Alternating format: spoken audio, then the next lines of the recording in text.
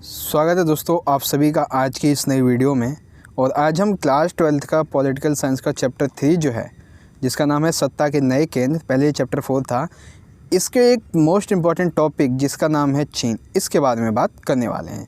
तो चीन से संबंधित जितने भी प्रश्न उत्तर हैं वो आज की इस वीडियो में हम कवर कर लेंगे। और इस वीडियो के बाद आपको चीन से संबंधित और भी कोई प्रश्न क्लास 12th के लिए आपके दिमाग में नहीं रहेगा। तो चलिए वीडियो को स्टार्ट करते हैं बिना टाइम वेस्ट किए हुए।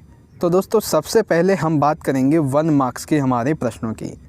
1 मार्क्स में सबसे पहला प्रश्न ये बनता है चीन से संबंधित, चीन में साम्यवाद की स्थापना कब हुई या फिर चीन कब आज़ाद हुआ था। ठीक है, तो चीन जो है वो 1 अक्टूबर 1949 को चीनी क्रांति के बाद आज़ाद हुआ और उसमें साम्यवाद की स्थापना की गई। ठीक है, एवं पूंजीवाद को पूरी तरीके से ख़त्म कर दिया गया। तो चीन में साम्यवाद की स्थापना कब हुई या चीन कब आज़ाद हुआ? 1 अक्टूबर 1949 को। ठीक है, दूसरा प्रश्न, चीन को सुरक्षा परिषद की स्थायी सदस्यता कब प्राप्त हुई? तो चीन को सुरक्षा परिषद की स्थायी सदस्यता 26 अक्टूबर 1971 को प्राप्त हुई। ठीक है, अब जो चीन के द्वारा एक उदारीकरण की जो व्यवस्था अपनाई गई थी उसमें एक फुल फॉर्म है जिसका नाम है सेज। तो सेज का फुल फॉर्म है, क्वेश्चन नंबर 3 है स्पेशल इकोनॉमिक जोन। सेज की फुल फॉर्म क्या है? Special economic zone. फिर क्वेश्चन नंबर 4 आता है कि खुले द्वार की नीति चीन के द्वारा कब अपनाई गई, यानी कि खुले द्वार की जो नीति है वो चीन ने कब अपनाई थी? तो चीन ने खुले द्वार की नीति 1978 में 1978 में अपनाई थी। तो 1 मार्क्स के ये हमारे 4 प्रश्न थे। अब चलते हैं हमारे 2 मार्क्स के और 4 मार्क्स के प्रश्नों में। तो ये जो चीन है इससे संबंधित 2 मार्क्स में भी और 4 मार्क्स में भी ये प्रश्न पूछा जा सकता है कि चीन के द्वारा जो साम्यवादी व्यवस्था अपनाई गई थी, जो नियंत्रित अर्थव्यवस्था अपनाई गई थी, उसकी उपलब्धियां क्या क्या रहीं। ठीक है, तो मतलब कि उसके क्या विशेषताएं रही, उसके क्या परिणाम निकले। तो देखिए, चीन के द्वारा जो नियंत्रित अर्थव्यवस्था अपनाई गई उसकी कई उपलब्धियाँ थीं। पहली है विकास में गति। जब चीन ने नियंत्रित अर्थव्यवस्था के कारण कृषि सार्वजनिक रूप से की जाने लगी, जिससे खाद्यान्न संकट समाप्त हो गया। यानी कि जब चीन ने नियंत्रित अर्थव्यवस्था अपनाई तो कृषि को निजीकरण से हटाकर सार्वजनिकीकरण उसका कर दिया गया। इसकी वजह से क्या हुआ कि जो खाद्यान्न संकट था वो पूरी तरीके से समाप्त हो गया। सरकार को कृषि से काफ़ी टैक्स प्राप्त होता था, जिससे उन्होंने चीन के विकास में जैसे पुल, सड़कें, मार्ग आदि ढांचागत रचनाएं बनवाई। यानी कि सरकार जो थी इस सार्वजनिक कृषि से उसे बहुत सारा टैक्स प्राप्त होता था। अब वो इस टैक्स का उपयोग चीन के विकास में करते थे। जैसे चीन में पुल बनवाने के लिए, सड़कें बनवाने के लिए, मार्ग बनवाने के लिए इस टैक्स का वो उपयोग करते थे। तो चीन द्वारा अपनाई गई नियंत्रित अर्थव्यवस्था की पहली विशेषता हुई विकास में गति। ठीक है, उसके बाद दूसरी यहाँ पे विशेषता कह लीजिए या फिर कह लीजिए कि चीन द्वारा अपनाई गई जो नियंत्रित अर्थव्यवस्था थी उसकी एक नकारात्मक परिणाम भी निकला। क्या निकला? आर्थिक असमानता में कमी। ठीक है, तो यानी कि यहाँ पे देखिए क्या हुआ कि सरकार ने सभी उद्योगों को अपने नियंत्रण में ले लिया। सरकार जो थी उसने जितने भी बड़े बड़े उद्योग थे उनको अपने अंडर में ले लिया, उन पे अपनी नज़र रखने लगे, अपने हाथों में उनकी बागडोर ले ली।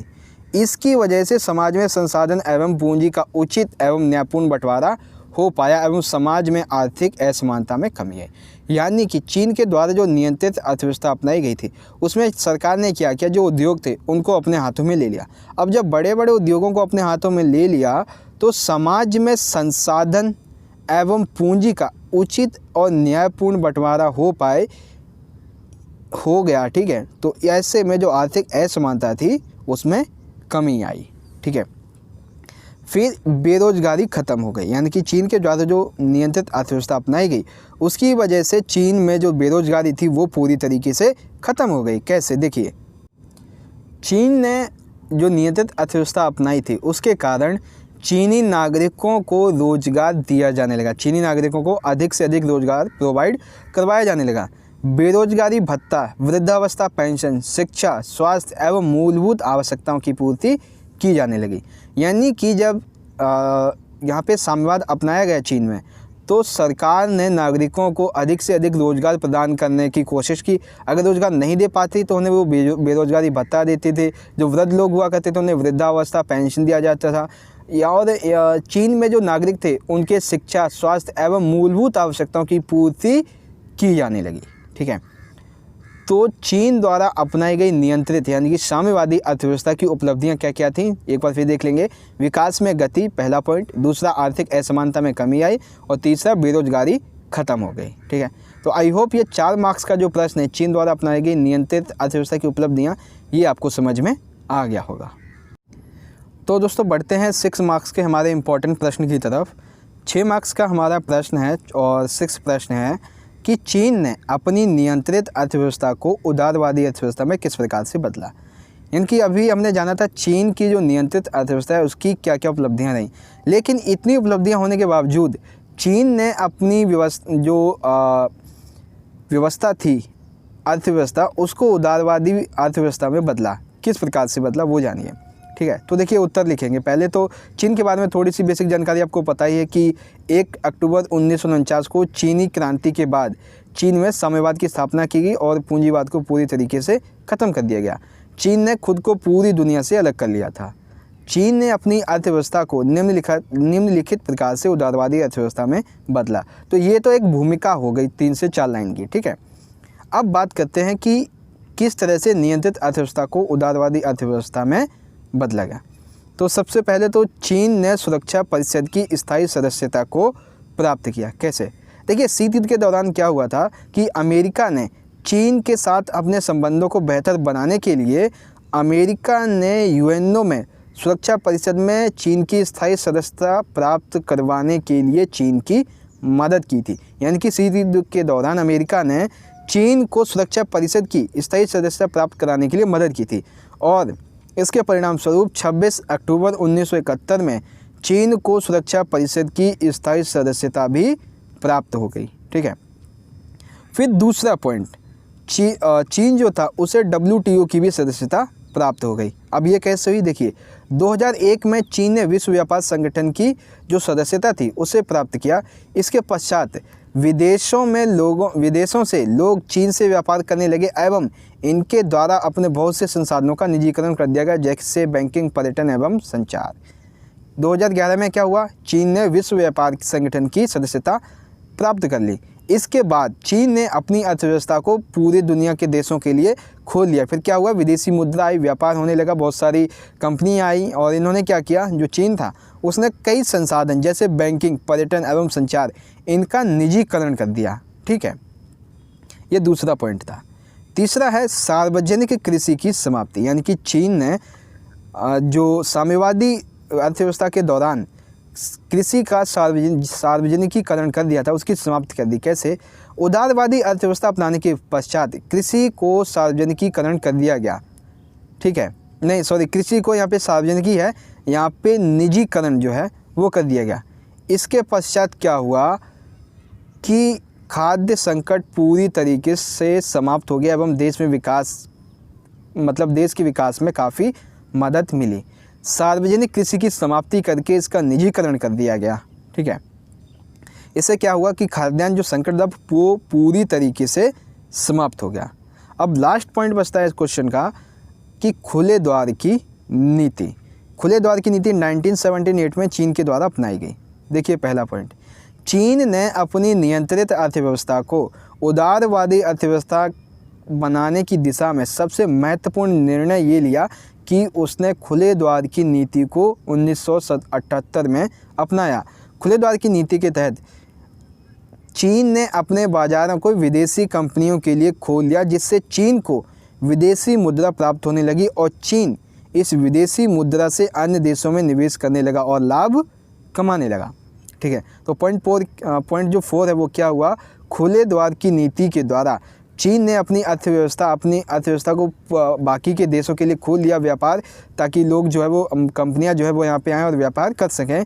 इससे क्या हुआ? चीन को विदेशी मुद्रा प्राप्त हुई और वह अन्य विदेशों में निवेश करने लगा और लाभ भी कमाने लगा। ठीक है, तो चीन ने अपनी नियंत्रित अर्थव्यवस्था को उदारवादी अर्थव्यवस्था में इस प्रकार से बदला। तो आई होप आपको ये क्वेश्चन नंबर 6 जो है ये आपको समझ में आ गया होगा। तो देखिए दोस्तों, बात करते हैं क्वेश्चन नंबर 7 की, जो कि 6 मार्क्स का है। और ये प्रश्न मोस्ट इम्पॉर्टेंट प्रश्न है, इसको ध्यान से देखिएगा और ध्यान से समझिएगा। देखिए क्या है, इसको अलग अलग तरीके से पूछा जा सकता है। पहले तो नॉर्मली ऐसे ही पूछ लिया जाएगा कि चीन के द्वारा अपनाई गई उदारी अर्थव्यवस्था के नकारात्मक एवं सकारात्मक पहलुओं का वर्णन कीजिए, ठीक है। या फिर इसको घुमा के पूछा जा सकता है कि चीन की उदारवादी अर्थव्यवस्था काफ़ी हद तक चीन के विकास में कामयाब रही, लेकिन इस व्यवस्था ने चीन को काफ़ी कमज़ोर भी कर दिया। तो इस क्वेश्चन में आप केवल चीन के द्वारा अपनाई गई नियंत्रित जो उदारवादी अर्थव्यवस्था है उसके नकारात्मक परिणाम डालेंगे, ठीक है। एक क्वेश्चन ये पूछा जा सकता है, चीन विश्व की एक बहुत बड़ी महाशक्ति है, आप यह किस प्रकार से कह सकते हैं। यानी कि यहाँ पे आपको चीन की विशेषताओं को बताना है। तो इन तीनों प्रश्नों का उत्तर एक ही जैसे लिखना है, लेकिन कैसे है कि ये वाला जो प्रश्न है इसमें आपको चीन के नियंत्रित ये जो उदारवादी अर्थव्यवस्था है इसके नकारात्मक परिणाम लिखने हैं और इसमें सकारात्मक परिणाम के साथ साथ उसकी विशेषताएं बतानी है। तो चलिए शुरू करते हैं। सबसे पहले चीन के नकारात्मक परिणाम की बात करते हैं, यानी चीन के द्वारा अपनाई गई उदारवादी अर्थव्यवस्था के नकारात्मक परिणाम। पहला है बेरोजगारी में वृद्धि। चीन के आर्थिक विकास के साथ साथ बेरोजगार में वृद्धि हुई, यानी कि चीन आर्थिक विकास तो कर रहा था लेकिन साथ ही साथ बेरोजगार में वृद्धि होती गई। आंकड़ों के अनुसार 2010 के आंकड़ों से पता चलता है कि चीन की लगभग 12% से अतिरिक्त आबादी भी गरीबी में जी रही थी। इस बात से पता चलता है कि वहाँ पे रोजगार में कमी थी। दूसरा पॉइंट है आर्थिक असमानता में कमी, दूसरा जो नेगेटिव पॉइंट है, नकारात्मक परिणाम है, वो है आर्थिक असमानता आई। विदेशी कंपनियों के आने की वजह से जो कुटीर उद्योग थे वो पूरी तरीके से ख़त्म हो गए। कुटीर उद्योग यानी कि जो छोटे छोटे उद्योग थे वो पूरी तरीके से ख़त्म हो गए और इसका फ़ायदा मात्र व्यापारी एवं धनी वर्ग को हुआ। किसका? जो इन्होंने अपनी अर्थव्यवस्था को खोला दूसरे देशों के लिए, तो इसका फ़ायदा मात्र व्यापारी एवं धनी वर्गों को हुआ। इस प्रकार समाज में अमीर एवं गरीब में फासला बढ़ता चला गया। अमीर और गरीब होते चले गए, गरीब और गरीब होते चले गए, ठीक है। तो ये हुआ दूसरा पॉइंट। बात करते हैं तीसरे पॉइंट की। तीसरा है पर्यावरण एवं भ्रष्टाचार। यानी कि चीन ने जो उदारवादी अर्थव्यवस्था अपनाई थी इसमें पर्यावरण की समस्याएं भी आईं और जो भ्रष्टाचार था उसकी भी समस्या आई। कैसे? उद्योगों की अधिक से अधिक स्थापना के कारण पर्यावरण अधिक प्रदूषित होने लगा, ठीक है। और इसका बहुत बड़ा जो प्रभाव था वो राजनीतिक लोगों पर भी पड़ा, जिसकी वजह से भ्रष्टाचार और बढ़ता चला गया, ठीक है। तो चीन के द्वारा जो उदारवादी अर्थव्यवस्था अपनाई गई थी उसके ये थे नकारात्मक परिणाम। पहला बेरोजगारी में वृद्धि, दूसरा आर्थिक असमानता और तीसरा है पर्यावरण एवं भ्रष्टाचार। अब बात करते हैं चीन के द्वारा अपनाई गई उदारवादी अर्थव्यवस्था के सकारात्मक परिणाम, ठीक है। तो सकारात्मक परिणाम में सबसे पहला परिणाम देखिए क्या है। चीन की अर्थव्यवस्था उदारीकरण के बाद बहुत तेज़ी से मजबूत होती चली गई। यानी कि चीन ने जब उदारीकरण की नीति अपनाई, खुले द्वार की नीति अपनाई, तो चीन की अर्थव्यवस्था और भी तेज़ी से मजबूत होती चली गई। चीन एशिया का सबसे बड़ा व्यापारी देश माना जाता है। चीन जो है वो एशिया का सबसे बड़ा व्यापारिक देश माना जाता है। चीन ने जब से अपने बाज़ारों को विदेशी व्यापारियों के लिए खोला है, विदेशी कंपनियों के लिए खोला है, तब से उसे अंतर्राष्ट्रीय मुद्रा प्राप्त होने लगी, जिससे वो अंतर्राष्ट्रीय स्तर पर निवेश भी करने लगा है। और चीन को इसका लाभ उठाते हुए उसने वैश्विक स्तर पर अपने व्यापार को अधिक बढ़ाया है, ठीक है। चीन की अर्थव्यवस्था विश्व की दूसरी सबसे बड़ी अर्थव्यवस्था मानी जाती है। चीन की जो अर्थव्यवस्था है वो विश्व की दूसरी सबसे बड़ी अर्थव्यवस्था मानी जाती है, ठीक है। फिर एक और पॉइंट आता है, आगे का पॉइंट देखिए। ऐसा अनुमान लगाया जाता है कि जिस प्रकार चीन वर्तमान समय में विकास कर रहा है, यानी कि जैसे वर्तमान समय में विकास कर रहा है चीन, अगर विकास की रफ्तार चीन की यही रही तो 2040 तक आते आते यह अमेरिका को पीछे छोड़ देगा और दुनिया की एक महाशक्ति के रूप में चीन का उदय होगा, ठीक है। यानी कि विद्वान जो है वो ऐसा मानते हैं कि चीन जिस तरह से वर्तमान में विकास कर रहा है, अगर 2040 तक इसकी रफ्तार ऐसी ही रही तो अमेरिका को पीछे छोड़ जो चीन है वो नंबर 1 पर आ जाएगा, ठीक है। फिर देखिए, विश्व में लगभग 80% विश्व पूरे दुनिया में 80% इलेक्ट्रॉनिक सामान अकेले चीन के द्वारा बनाए जाते हैं और निर्यात किया जाता है।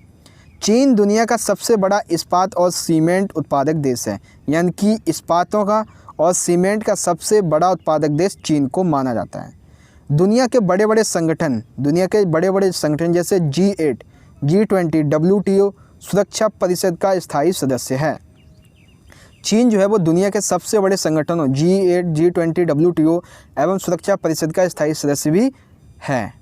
ठीक है, तो चीन के द्वारा अपनाई गई उदारवादी अर्थव्यवस्था के सकारात्मक परिणाम या चीन की विशेषताएं क्या है वो यहाँ पे आप सभी देख सकते हैं। तो क्वेश्चन नंबर 7 जो था 6 मार्क्स का, आई होप आपको समझ में आया होगा। तो दोस्तों अगर आपको ये वीडियो अच्छी लगी है और आपको समझ में आ गया चीन से संबंधित सभी प्रश्न, तो इस वीडियो को अपने दोस्तों के साथ ज़्यादा से ज़्यादा जरूर शेयर कर देना। हम मिलेंगे दोस्तों अगली वीडियो में आपके अगले चैप्टर के अगले टॉपिक के साथ, इंपॉर्टेंट क्वेश्चन आंसर के साथ। तब तक के लिए आप पढ़ते रहिए, खुश रखिए और इस वीडियो को अपने दोस्तों के साथ ज़्यादा से ज़्यादा जरूर शेयर कर दीजिएगा। तो चलिए उससे मिलेंगे अगली वीडियो में। धन्यवाद। जय हिंद, वंदे मातरम।